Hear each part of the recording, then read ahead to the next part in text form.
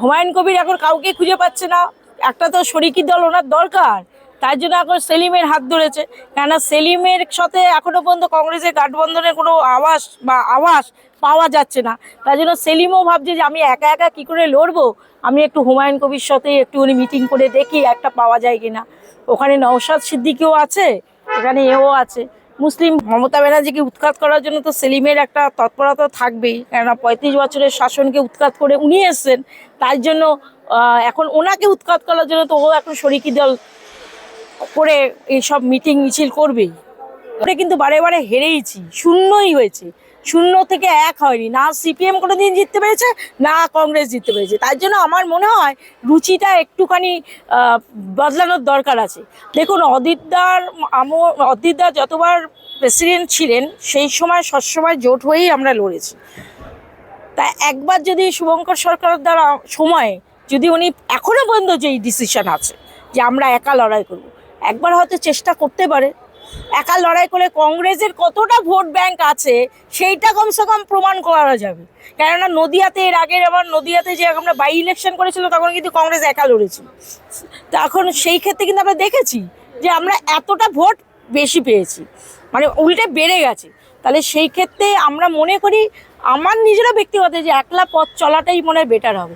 আর মহাশক্তি, যদি মহাশক্তির এই জোটের গল্প হয়, যখন দেখবেন সব দল ভেঙে ভেঙে যদি মনে হয় যে এ সিপিএম 10টা পেয়েছে, এই 10টা পেয়েছে, সব মিলিয়ে গিয়েও যদি দেখা যায় সবাই মিলে মিলিজুলি সরকার হবে, তার কোনো মিলিজুলি সরকার তো অটোমেটিক হয়। তাই কি জোট করেই কি করতে হবে নাকি? এমনিও তো জোট করে পরবর্তী সময় জোট করা যায়, কিন্তু এই জোটটা কোনোদিনই হবে না। গতকাল নিউ টাউনের একটা হোটেলে হুমায়ুন কবির এবং মোহাম্মদ সেলিম তারা বৈঠক করলেন 1 ঘন্টারও বেশি। কি বললেন? দেখুন, যতদূর আমি জানি, আমি একজন কংগ্রেসের সৈনিক।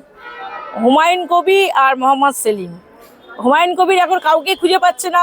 একটা তো শরিকি দল ওনার দরকার, তার জন্য এখন সেলিমের হাত ধরেছে।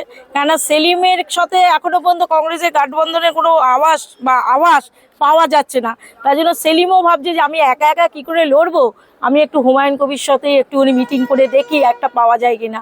ওখানে নওশাদ সিদ্দিকীও আছে, এখানে এও আছে। মুসলিম ভোটটা কিছু যদি করা যায়, আর বাংলার মানে উৎখাত, মমতা ব্যানার্জিকে উৎখাত করার জন্য তো সেলিমের একটা তৎপরতা থাকবেই, কেননা 35 বছরের শাসনকে উৎখাত করে উনি এসছেন। তার জন্য এখন ওনাকে উৎখাত করার জন্য তো ও এখন শরিকি দল করে এইসব মিটিং মিছিল করবেই।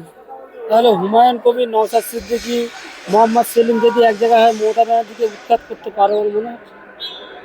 দেখুন, আমি একজন কংগ্রেসের কর্মী হয়ে বলছি, আমার মনে হয় না পারবে, আমার মনে হয় না পারবে। কেননা সিপিএমকে ফিরে আসতে গেলে আরও 35 বছর অপেক্ষা করতে হবে।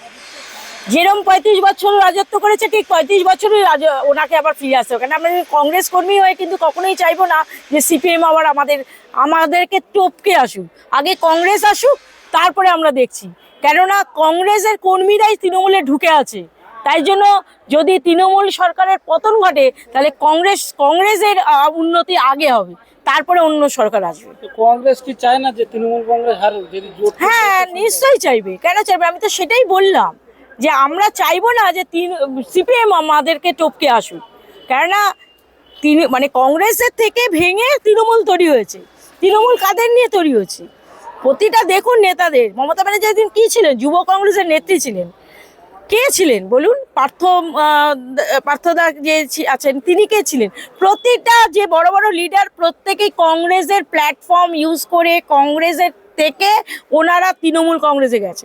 তার জন্য সিপিএম বা বামফ্রন্টকে শরিকি দল হিসেবে আমরা একসময় ছিলাম ঠিকই, কিন্তু কখনোই আমরা চাইবো না, কংগ্রেস হয়ে চাইবো না যে ওনারা আমাদের বাংলাতে আবার আসুক, এই মোমেন্টে আসুক 26 সালে। আর আসাও অসম্ভব। মানে সেই স্বপ্ন দেখা মানে কি দিবা স্বপ্ন দেখার মতন। 2026-এ কি সংযুক্ত মোর্চা যেটা 21 সালে হয়েছিল সেটা কি আর সম্ভব নয়?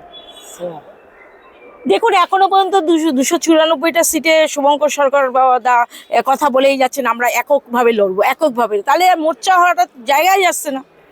যদি ওনার এই কথাটা যদি না পরিবর্তন হয়, তাহলে আর আমরা কি করে একসাথে লড়বো? তাহলে তো আমাদের এককভাবেই লড়তে হবে।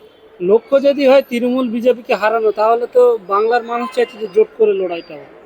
বাংলার মানুষ কার সঙ্গে কার জোট করে লড়াই করতে চাইছে? সিপিএম আর কংগ্রেসের? কংগ্রেস যারা বিরোধী দলে আছে, বিজেপি। বাংলার মানুষ চাইছে, কিন্তু কংগ্রেস কর্মীরা মনে হয় চাইছে না। কেননা যখন প্রেসিডেন্ট নিজেই চাইছে না, তাহলে কর্মীরাও চাইছে না। কেননা আমরা এরকম জোট করে কিন্তু বারে বারে হেরেইছি, শূন্যই হয়েছে, শূন্য থেকে এক হয়নি। না সিপিএম কোনো দিন জিততে পেরেছে, না কংগ্রেস জিততে পেরেছে। তার জন্য আমার মনে হয় রুচিটা একটুখানি বদলানোর দরকার আছে। আর হয়তো আমাদের যে প্রেসিডেন্ট, বর্তমান প্রেসিডেন্ট, সেও এটা চিন্তা করেছেন, এবং যারা আমাদের এআইসিসি থেকে যারা অবজারভার আসে তারাও চিন্তা করেছেন। তা আমরা তো অলরেডি জোট করেছি, আমরা তো সেই জোট করেছি। জোট করে কি কোনো লাভ হয়েছে? লাভ মানে ক্ষতি ছাড়া লাভ কিছু হয়নি। তাহলে একলা চলো রে, এই পথেই আমরা হাঁটবো। এই নওশাদ সিদ্দিকীও মহাজোটের ডাক দিচ্ছে, কি ভাবনা? নওশাদ সিদ্দিকী তো সবসময় মহাজোটেরই ডাক দেবে, কারণ ওর দল তো একটা সীমিত জায়গা, ওনার দল একটা সীমিত জায়গা, একটা জায়গায় বিধায়ক উনি, ওনার তো আর একটা কিছু নেই। তার জন্য ওনাকে চলতে গেলে দেখুন এক পায়ে কতক্ষণ তো আপনি লাফিয়ে লাফিয়ে চলবেন বলুন? আপনার তো আর একটা সাপোর্ট হলে ভালো হয়, তাই না? তাহলে উনি একটা সাপোর্ট চাইবেই। একটা পায়ে কি চলা যায়? একটা পায়ে চলা যায় না, তার জন্য উনি সাপোর্টে চাইছে। কিন্তু অধীর রঞ্জন চৌধুরী বলছে নওশাদ সিদ্দিকী যে ভূমিকাটা নিচ্ছে এটা খুব ভালো, জোট হওয়া উচিত। দেখুন, অদিতদা যতবার প্রেসিডেন্ট ছিলেন সেই সময় সবসময় জোট হয়েই আমরা লড়েছি। তা একবার যদি শুভঙ্কর সরকার দ্বারা সময়ে যদি উনি এখনো পর্যন্ত যেই ডিসিশন আছে যে আমরা একা লড়াই করব, একবার হয়তো চেষ্টা করতে পারে।